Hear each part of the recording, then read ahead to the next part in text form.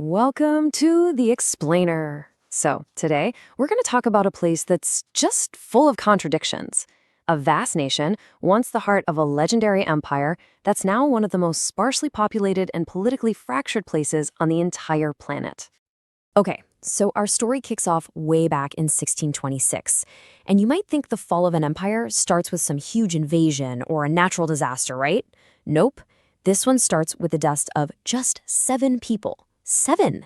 It sounds like nothing, but believe me, this was the tiny spark that would ignite a devastating chain reaction, a feud that would ultimately bring the world's largest land empire to its knees. So you're probably asking, how on earth do 7 deaths lead to this? A nation literally split in two, with a landscape that's almost completely empty.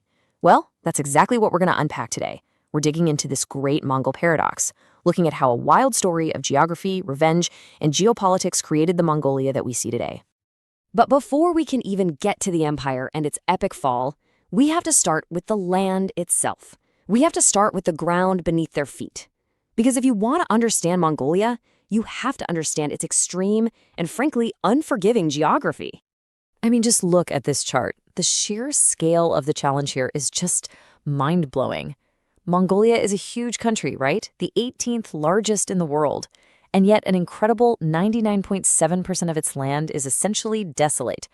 Think about that. Nearly the entire population is crammed into just 0.03% of the country. It's almost unbelievable. So why is it so tough to live there? Well, it's kind of like a perfect storm of 3 really brutal factors. First, a lot of the country is at a really high altitude, which means it gets intensely cold.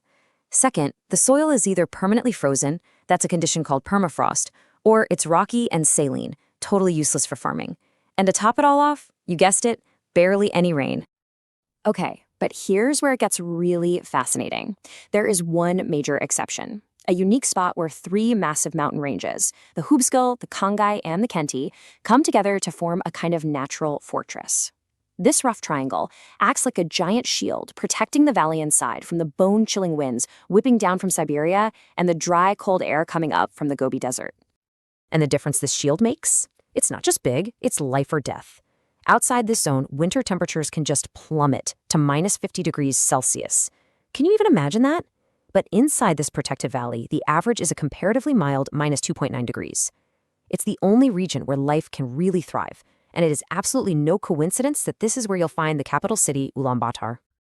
So that explains the empty land part of the paradox. But what about the other half? Why is the nation divided? For that answer, we have to rewind all the way back to 1626 and to those 7 deaths. You see, the Mongol Empire wasn't conquered by some great external enemy. No, it began to crumble from the inside out. By the 17th century, the once unified empire had splintered into all these competing tribes. And as this quote really shows, these tribes were driven by bitter rivalries and a thirst for revenge that would in the end be their undoing. And you just see this tragic pattern play out over and over again. In 1626, after those 7 nobles were killed, the tribe that was wronged didn't seek justice from other Mongols. Nope, they went straight to their powerful neighbors, the Manchu Qing Dynasty, for help. And the price for that help? Their land and their loyalty. That was the birth of Inner Mongolia. Decades later, another internal war breaks out, and another Mongol faction runs to the king for aid. Each and every time, the rising Qing dynasty exploited these internal feuds, just gobbling up Mongol territory piece by piece. But here's the absolute gut punch. The Qing didn't just want to rule the Mongols. They wanted to eliminate a rival power. And what followed is now known as the Jungar Genocide. Qing forces systematically wiped out a massive portion of the population. This number, 80%, it represents an estimated 800,000 out of 1 million people killed. It was a demographic catastrophe that, frankly, Mongolia would never fully recover from. Now, after the Qing dynasty finally collapsed in 1911, you'd think Mongolia's fate would finally be its own. Well, not exactly. It simply traded one powerful neighbor for 2 new global giants, the Soviet Union and the newly formed Republic of China. So while Outer Mongolia declared its independence, the new Chinese government refused to recognize it. The Soviet Union, however, saw a golden opportunity. They started supporting Mongolian independence, but not out of friendship, you know. It was for cold, hard strategic reasons. And independent Mongolia served as the perfect tool. a wedge to keep China at arm's length. This whole strategy came to a head at the famous Yalta Conference in 1945. World War II is ending, and the Allies need Soviet help to defeat Japan. The Soviet leader, Joseph Stalin, he agrees, but on several critical conditions. He demands that the world officially recognize Outer Mongolia's independence and, crucially, its permanent separation from Inner Mongolia. Stalin's ultimate goal was simple. He wanted to lock in Mongolia's status as a permanent buffer zone. It was a human wall, a massive, empty territory that would physically separate the Soviet Union from an unpredictable China. The fate of the Mongolian people and their desire to reunite, that was completely irrelevant. So with the nation's borders now permanently fixed by outside powers, the Soviets turned their attention from the map to the population itself. See, they didn't just want a buffer zone. They needed that zone to produce cheap labor for their booming industries. And this is where two completely opposite ideologies just collide head-on. For centuries, Tibetan Buddhism was central to Mongolian life, but its philosophy encouraged celibacy, which led to a situation where nearly 1 in 3 men became monks. That naturally suppressed the birth rate. Soviet communism, on the other hand, demanded the exact opposite, a population boom to create more workers.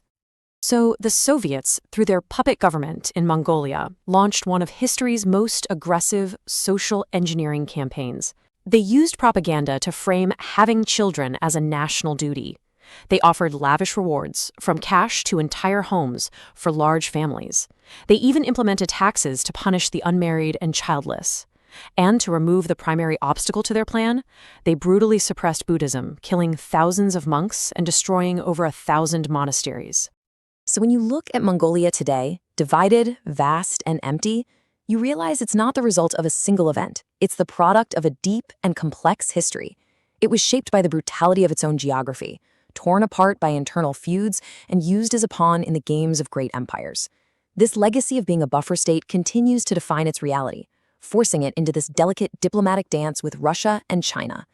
Its past has been written by outside forces, which leaves us with the ultimate question for its future. Can Mongolia finally write its own story?